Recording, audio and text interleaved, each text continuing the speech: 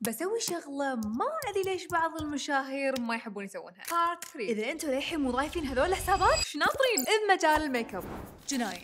مو قاعد أتكلم عن مجال نصايح المكياج، لا وهو إخراج، وهو فيديو متعوب عليه مدروس، ومن أول ترانزيشن لآخر الفيديو أنتم بس قاعدين تفكرون يا ربي هالبنت شلون سوت كذي. بمجال التقييم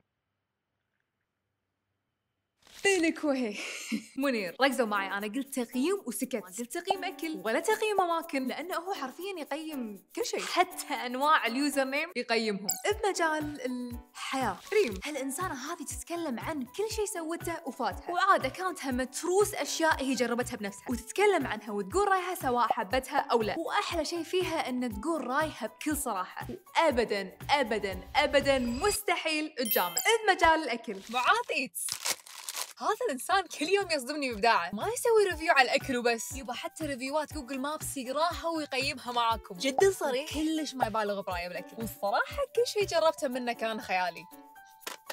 أبروف. كتبوا لي بالكومنتات أكاونتات ثانية عجيبة تبوني أتكلم عنها بالفيديو الجاي. وبس والله باي.